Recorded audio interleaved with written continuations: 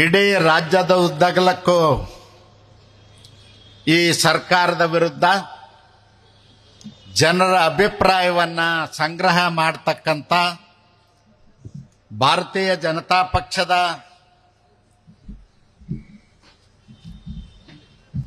ಅಧ್ಯಕ್ಷರು ಶಾಸಕರಾದ ಮಾನ್ಯ ಶ್ರೀ ವಿಜೇಂದ್ರ ಅವರೇ, ವಿಧಾನಸಭೆಯಲ್ಲಿ ಪ್ರತಿಪಕ್ಷದ ನಾಯಕರಾದ ಮಾನ್ಯ ಶ್ರೀ ಆರ್ ಅಶೋಕ್ರವರೇ, ವಿಧಾನ ಪರಿಷತ್ನಲ್ಲಿ ಪ್ರತಿಪಕ್ಷದ ನಾಯಕನಾದ ಚಲವಾದಿ ನಾರಾಯಣ ಸ್ವಾಮಿ ಅವರೇ, ನಮ್ಮ ಪಕ್ಷದ ಸಂಸದರು ಮೈಸೂರಿನ ಮಹಾರಾಜರಾದ ಶ್ರೀ ಯದುವೀರ್ ಶ್ರೀ ಕೃಷ್ಣದತ್ ಚಾಮರಾಜ್ ಒಡೆಯರ್ ಅವರೇ, ವೇದಿಕೆ ಮೇಲೆ ಆಸೀನರಾಗಿರ್ತಕ್ಕಂಥ ಎಲ್ಲ ಪಕ್ಷದ ಮುಖಂಡರೇ, ಅಣ್ಣ ತಮ್ಮಂದಿರೇ, ಶ್ರದ್ಧೆಯ ತಾಯಂದಿರೇ, ಮಾಧ್ಯಮದ ಪ್ರತಿನಿಧಿಗಳೇ, ನಿನ್ನೆ ದಿನ ನಿಪ್ಪಾಣಿಯಲ್ಲಿ ಡಾಕ್ಟರ್ ಬಾಬಾ ಸಾಹೇಬ್ ಅಂಬೇಡ್ಕರ್ ಬಂದು ಹೋಗಿ 100 ವರ್ಷ ಆಯ್ತು ಅನ್ನೋ ಕಾರಣಕ್ಕಾಗಿ ಅವರಿಗೆ ಗೌರವ ಸಲ್ಲಿಸ್ತಕ್ಕಂಥ ಒಂದು ಕಾರ್ಯಕ್ರಮವನ್ನು ಮಾಡಿದ್ವಿ. ಆ ಕಾರ್ಯಕ್ರಮದಲ್ಲಿ ಸಹೋದರಿ ಶ್ರೀಮತಿ ಶಶಿಕಲಾ ಜೊಲ್ಲೆ ಅವರು ಡಾಕ್ಟರ್ ಬಾಬಾ ಸಾಹೇಬ್ ಅಂಬೇಡ್ಕರ್ ನಿಪ್ಪಾಣಿಯಲ್ಲಿ ಮಾಡಿದ ಭಾಷಣದ ಒಂದು ತುಣುಕನ್ನು ನೆನಪು ಮಾಡಿಕೊಡ್ಲಿಕ್ಕೆ ಬಯಸ್ತೇನೆ. ಡಾಕ್ಟರ್ ಬಾಬಾ ಸಾಹೇಬ್ ಅಂಬೇಡ್ಕರ್ 1924ರಲ್ಲಿ ಹೇಳಿದ್ದಾರೆ, ಈ ದೇಶದಲ್ಲಿ ಕಾಂಗ್ರೆಸ್ ನಶಿಸಿ ಹೋಗದೇ ಇದ್ರೆ ದೀನ ದಲಿತರ ಉದ್ಧಾರ ಆಗೋದಿಲ್ಲ, ದೇಶದ ಕಲ್ಯಾಣ ಆಗೋದಿಲ್ಲ ಅಂತಕ್ಕಂಥ ಮಾತನ್ನ ನಿನ್ನೆ ಅವ್ರು ಹೇಳಿದ್ರು. ಇವತ್ತೇನಾಗಿದೆ ಕಾಂಗ್ರೆಸ್ ಪರಿಸ್ಥಿತಿ ಅಂದ್ರ, ಮೊಹಮ್ಮದ್ ತಗಲಕ್ನ ರಾಜ್ಯ ಆಳದಂಗ ಇಲ್ಲಿ ಸಿದ್ದರಾಮಯ್ಯನವ್ರ ಸರ್ಕಾರ ನಡೀತಾ ಇದೆ. ದೆಹಲಿಯಲ್ಲಿ ಲೋಕಸಭೆಯಲ್ಲಿ ಪ್ರತಿಪಕ್ಷದ ನಾಯಕರಾದಂತ ರಾಹುಲ್ ಗಾಂಧಿ ಅವ್ರಿಗೆ ಯಾವ ಮೆರಿಟ್ ಇಲ್ಲ, ಮೆರಿಟ್ನಲ್ಲಿ ಗೆದ್ದು ಬಂದಿಲ್ಲ, ಮೀಸಲಾತಿ ಕೋಟಾದಲ್ಲಿ ಬಂದಿಲ್ಲ, ಬರೀ ನೆಹರು ಮನೆತನದ ಇಂದಿರಾ ಗಾಂಧಿ ಮನೆತನದ ಹೆಸರಿನ ಮ್ಯಾನೇಜ್ಮೆಂಟ್ ಕೋಟಾದಲ್ಲಿ ಒಬ್ಬ ಕಾಂಗ್ರೆಸ್ ನಾಯಕ ಈ ದೇಶದಲ್ಲಿ ಕಾಂಗ್ರೆಸ್ ಮುಖಂಡ. ಮಲ್ಲಿಕಾರ್ಜುನ ಖರ್ಗೆ ಅವರು ರಾಷ್ಟ್ರೀಯ ಅಧ್ಯಕ್ಷರಾಗಿದ್ದಾರೆ. ಅವ್ರಿಗೇನು ಕೌಡೆ ಕಿಮ್ಮತ್ತು ಇಲ್ಲ, ಯಾವ ಸಭೆ ಸಮಾರಂಭದಲ್ಲಿ ಅವ್ರಿಗೆ ಸ್ಥಾನಮಾನ ಇರುವುದಿಲ್ಲ. ಖರ್ಗೆ ಅವರು ನಾಮಕವಾಸ್ತೆ ಅಧ್ಯಕ್ಷ, ಅಲ್ಲಿ ಸರ್ವಾಧಿಕಾರಿ ರಾಹುಲ್ ಗಾಂಧಿ, ಪ್ರಿಯಾಂಕಾ ಗಾಂಧಿ, ಸೋನಿಯಾ ಗಾಂಧಿ ಸರ್ವಾಧಿಕಾರಿಗಳು. ಅವ್ರು ಹೇಳಿದಂಗೆ ಕಾಂಗ್ರೆಸ್ನ ಆಡಳಿತ ನಡೀತಾ ಇದೆ ಹೊರತು ಖರ್ಗೆ ಅವ್ರದ್ದು ಅಲ್ಲ. ಯಾಕೆ ಈ ಮಾತನ್ನು ಹೇಳ್ತೇನೆ ಅಂದ್ರೆ, ಡಾಕ್ಟರ್ ಬಾಬಾ ಸಾಹೇಬ್ ಅಂಬೇಡ್ಕರ್ 100 ವರ್ಷ ಆಗಿತ್ತು ಬಂದೋಗಿ. ಬೆಳಗಾವಿಯಲ್ಲಿ ಮಹಾತ್ಮ ಗಾಂಧೀಜಿ ಅವರು ಬಂದು ಹೋದದಕ್ಕೆ ಕಾರ್ಯಕ್ರಮ ಮಾಡಿದ್ರು. ಸಹೋದರಿ ಶಶಿಕಲಾ ಜೊಲ್ಲೆ ಅವರು ಬಾಬಾ ಸಾಹೇಬರು ಬಂದೋಗಿ 100 ವರ್ಷ ಆಯ್ತು, ಎರಡೂ ಸೇರಿಸಿ ಮಾಡ್ರಿ ಅಂತ ವಿಧಾನಸಭೆಯಲ್ಲಿ ಪ್ರಸ್ತಾಪ ಮಾಡಿದ್ರ ಯಾರ ಬಾಯಿಂದು ಶಬ್ದನೇ ಹೊರಗೆ ಬರಲಿಲ್ಲ, ಉಸಿರೇ ಬರಲಿಲ್ಲ. ದಲಿತ ವಿರೋಧಿ ಅಂದ್ರೆ ಕಾಂಗ್ರೆಸ್.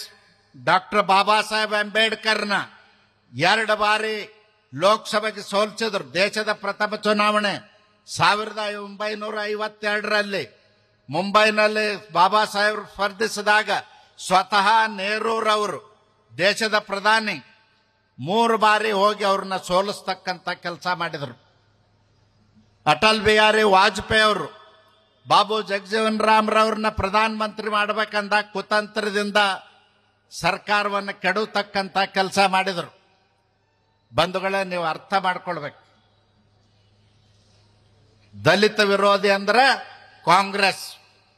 ಅದರಲ್ಲೂ ಪಂಡಿತ್ ಜವಾಹರ್ಲಾಲ್ ನೆಹರೂರವರು ವಂಶಸ್ಥರೇನಿದ್ದಾರೆ, ಯಾರೂ ಕೂಡ ಈ ದಲಿತರ ಅಸ್ಪೃಶ್ಯನ್ನ ಒಪ್ಪಲಿಕ್ಕೆ ಸಾಧ್ಯ ಇಲ್ಲ. ಅಂಥ ಒಂದು ಕೆಟ್ಟ ಮನಸ್ಥಿತಿ ಕಾಂಗ್ರೆಸ್ನವರು ಇವತ್ತಿದ್ದಾರೆ. ಅದಕ್ಕೆ ನಾನು ಹೆಚ್ಚು ಸಮಯ ತಗೊಳ್ಳೋದಲ್ಲ, ಬಿಸಿಲುನೋದ ಇನ್ನೂ ಮಾತನಾಡೋರು ಜಾಸ್ತಿ ಇದ್ದಾರೆ. ಬೆಲೆ ಏರಿಕೆ ಸಿದ್ದರಾಮಯ್ಯನವ್ರು ಹೇಳಿದ್ರು. ಏನ್ ಹೇಳಿದ್ರು? ಎಲ್ಲರೂ ಉಪವಾಸ ಮಲಗಬಾರ್ದು, ಎಲ್ಲರೂ ಉಂಡು ಮಲ್ಕೋಬೇಕು ಅಂತೇಳಿ 5 ಕಿಲೋ ಅಕ್ಕಿ ಕೊಡ್ತೀನಿ ಅಂದ್ರು. 5 ಕಿಲೋ ಅಕ್ಕಿ ಕೊಟ್ಟವ್ರು ಯಾರು? ದೇಶದ ಪ್ರಧಾನಿ ನರೇಂದ್ರ ಮೋದಿ ಅವರ ಸರ್ಕಾರ.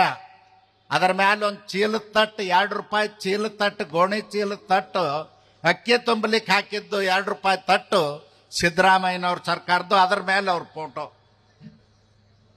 ಅಕ್ಕಿ ಮೋದಿ ಅವ್ರದ್ದು, ಚೀಲದ ತಟ್ಟು ಸಿದ್ದರಾಮಯ್ಯ. ಇಂಥ ಸರ್ಕಾರ ಇದು. ಇವತ್ತು ಬೆಲೆ ಏರಿಕೆಯಿಂದ ಪ್ರತಿಯೊಬ್ಬ ಬಡವ ಕುಟುಂಬಕ್ಕೂ ಕೂಡ 10,000 ರೂಪಾಯಿ ಹೊರೆ ಆಗ್ಯದ. ಪ್ರತಿ ತಿಂಗಳು ಸಂಸಾರ ನಡೆಸೋದು ಕಷ್ಟ ಆಗ್ಯದ. ದಿನ ಉಪಯೋಗ ಮಾಡ್ತಕ್ಕಂಥ ವಸ್ತುಗಳ ಬೆಲೆ ಹೆಚ್ಚಾಗ್ಯದ.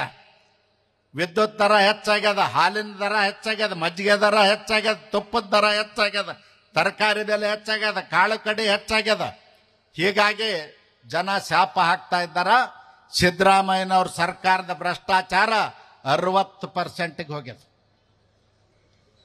ಅಷ್ಟೇ ಅಲ್ಲ, ದಲಿತರ ಹಣ 38,000 ಕೋಟಿ ದುರುಪಯೋಗ ಮಾಡಿಕೊಂಡಾರ ಸಿದ್ದರಾಮಯ್ಯನವರು. ಅವ್ರನ್ನ ಕ್ಷಮಿಸಬಾರದು.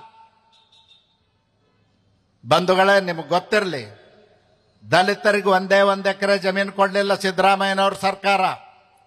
ಒಂದೇ ಒಂದು ಕೊಳವೆ ಬಾವಿ ಹಾಕಿಕೊಡ್ಲಿಲ್ಲ, ನೀರಾವರಿ ಮಾಡಿಕೊಡ್ಲಿಲ್ಲ, ಉದ್ಯೋಗಕ್ಕೆ 10 ರೂಪಾಯಿ ಕೊಡ್ಲಿಲ್ಲ. ಇದು ಸಿದ್ದರಾಮಯ್ಯನವ್ರ ಸರ್ಕಾರದ ಆಡಳಿತ. ಒಂದೇ 1 ರೂಪಾಯಿ ಅಭಿವೃದ್ಧಿಗೆ ಹಣ ಕೊಡಲಿಲ್ಲ 2 ವರ್ಷದಿಂದ. ಅವ್ರ ಸಾಧನೆ ಅಂದ್ರೆ 6 ಲಕ್ಷ ಕೋಟಿ ಸಾಲ, 3,400 ಜನ ರೈತರ ಆತ್ಮಹತ್ಯೆ, 51 ಜನ ನಮ್ಮ ಹೆಣ್ಣು ಮಕ್ಕಳ ಮೇಲೆ ಅತ್ಯಾಚಾರ ಆಗಿ ಕೊಲೆ ಮಾಡಿದ್ದೆ ಸಿದ್ದರಾಮಯ್ಯನವ್ರ ಸಾಧನೆ. ಬಂಧುಗಳೇ, ನೀವು ಇದನ್ನು ಅರ್ಥ ಮಾಡ್ಕೊಳ್ಳಿ. ಇವತ್ತು ನರೇಂದ್ರ ಮೋದಿಜಿಯವರು ದೇಶದಲ್ಲಿ ವಕಫ್ ಬಿಲ್ ತಂದ್ರು. ಯಾತಕ್ಕಾಗಿ ತಂದ್ರು? ಮುಸಲ್ಮಾನರಲ್ಲಿ ಮೋಚಿಗಳಿದ್ದಾರೆ. ಮೋಚಿ ಅಂದ್ರೆ ಚಪ್ಪಲಿ ಹೊಲಿತಾರ. ಮುಸಲ್ಮಾನರಲ್ಲಿ ಚಮ್ಮಾರರಿದ್ದಾರೆ, ಚಪ್ಪಲಿ ಹೊಲಿತಾರ. ಮುಸಲ್ಮಾನರಲ್ಲಿ ನಾಯಿ ಇದ್ದಾರ. ನಾಯಿ ಅಂದ್ರೆ ಕಟಿಂಗ್ ಮಾಡೋರಿಗೆ ನಾವಿ ಅಂತೀವಿ, ನಾಯಿ ಅಂತಾರ. ಅವ್ರು ಖಲೀಫಾ ಅಂತಾರ. ಅವರಿದ್ದಾರ. ಗಾದಿ ಹಾಕ್ತಕ್ಕಂಥವ್ರಿದ್ದಾರ, ಗಟಾರ್ ಸ್ವಚ್ಛ ಮಾಡ್ತಕ್ಕಂಥವ್ರಿದ್ದಾರ, ಕಸ ಹುಡುಕ್ತಕ್ಕಂಥವ್ರಿದ್ದಾರ, ಜಾತಗಾರರತಿ ಎಮ್ಮಿ ಬೋಳಿಸ್ತಕ್ಕಂಥವ್ರಿದ್ದಾರ. ಅವರೆಲ್ಲರೂ ದಲಿತರು, ದಲಿತ ಮುಸಲ್ಮಾನರು. ಅವ್ರ ಮಕ್ಕಳಿಗೆ ಶಿಕ್ಷಣ ಕೊಡಬೇಕು, ಉದ್ಯೋಗ ಕೊಡಬೇಕು, ಆ ಮಕ್ಕಳ ಕಲ್ಯಾಣ ಆಗ್ಬೇಕು ಅನ್ನೋದಕ್ಕಾಗಿ ವಕಫ್ ಬಿಲ್ ಜಾರಿಗೆ ತಂದಿದ್ದಾರೆ. ಅದಕ್ಕೆ ಬಂಧುಗಳ, ಇವತ್ತು ಕಾಂಗ್ರೆಸ್ನವರು ಬಿಜೆಪಿ ಸರ್ಕಾರದ ವಿರುದ್ಧ, ನರೇಂದ್ರ ಮೋದಿಜಿ ಅವ್ರ ಸರ್ಕಾರದ ವಿರುದ್ಧ ಅಪಪ್ರಚಾರ ಮಾಡ್ತಾ ಇದ್ದಾರೆ. ಆ ಅಪಪ್ರಚಾರಕ್ಕೆ ಯಾವತ್ತೂ ಕೂಡ ಬೆಲೆ ಕೊಡ್ತಕ್ಕಂಥದ್ದಲ್ಲ. ಯಾರು ಗಾಬರಿ ಆಗಿದಾರಂದ್ರ, ವಕಫ್ ಹೆಸರಿನಲ್ಲಿರ್ತಕ್ಕಂಥ ಲಕ್ಷ ಕೋಟಿ ರೂಪಾಯಿ ಬೆಲೆ ಬಾಳ್ತಕ್ಕಂಥ ಆಸ್ತಿಯನ್ನ ತಮ್ಮ ಸ್ವಂತಕ್ಕೆ ಮಾಡ್ಕೊಂಡಿದ್ದಾರೆ. 12,000 ರೂಪಾಯಿ ಬಾಡಿಗೆ ಕೊಡ್ತಾರ. 5 ಸ್ಟಾರ್ ಹೋಟೆಲ್ ಮುಖ್ಯಮಂತ್ರಿ ಮನೆ ಪಕ್ಕದಲ್ಲೇ ಅದು ಬೆಂಗಳೂರಿನಲ್ಲಿ. ಅವರು ಇವತ್ತು ಇದನ್ನೆಲ್ಲ ಗೊಂದಲ ಎಬ್ಬಿಸ್ತಾ ಇದ್ದಾರೆ. ಅನೇಕ ಜನ ಕಾಂಗ್ರೆಸ್ ನಾಯಕರು ವಕಫ್ ಆಸ್ತಿ ಲಕ್ಷಾಂತರ ಕೋಟಿ ರೂಪಾಯಿದ್ದು 99 ವರ್ಷ ಲೀಸ್ ಬರೆಸ್ಕೊಂಡು ತಿಂತಾ ಇದ್ದಾರೆ. ಅವ್ರಿಗೆ ಇವತ್ತು ಆತಂಕ ಆದದ್ದು. ಅವ್ರು ಇವತ್ತು ಅಪಪ್ರಚಾರ ಮಾಡ್ತಾ ಇದ್ದಾರೆ. ನರೇಂದ್ರ ಮೋದಿಜಿ ಅವ್ರ ಕಳಕಳಿ ಕಾಳಜಿ ಇದೆ. ಮುಸಲ್ಮಾನರಲ್ಲೂ ಹಿಂದೂಗಳಲ್ಲಿ ಯಾವ ರೀತಿ ಹೊಲೆಮಾದಿಗರು, ದಲಿತರಿದ್ದಾರೋ, ಅಸ್ಪೃಶ್ಯರಿದ್ದಾರೋ, ಅಲ್ಲಿಯೂ ಕೂಡ ಇದ್ದಾರೆ ಪಸ್ಮಂದ ಮುಸಲ್ಮಾನರು. ಅವರ ಕಲ್ಯಾಣಕ್ಕಾಗಿ ತಂದದ್ದನ್ನ ಇವತ್ತು ಕಾಂಗ್ರೆಸ್ಸಿಗೆ ಸಹನೆ ಆಗ್ತಾ ಇಲ್ಲ. ಬಂಧುಗಳ, ನಾನು ಈ ಸಂದರ್ಭದಲ್ಲಿ ಇಷ್ಟೇ ಹೇಳಲಿಕ್ಕೆ ಬಯಸ್ತೇನೆ.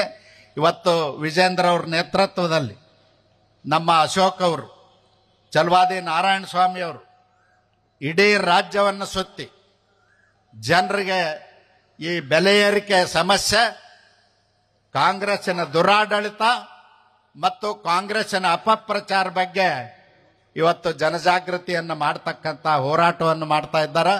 ಅದಕ್ಕಾಗಿ ತಾವೆಲ್ಲರೂ ಬೆಂಬಲಿಸಬೇಕು ಅಂತ ಕೈ ಮುಗಿದು ಪ್ರಾರ್ಥನೆ ಮಾಡಿ ನನ್ನ ಮಾತು ಮುಗಿಸ್ತೇನೆ. ನಮಸ್ಕಾರ.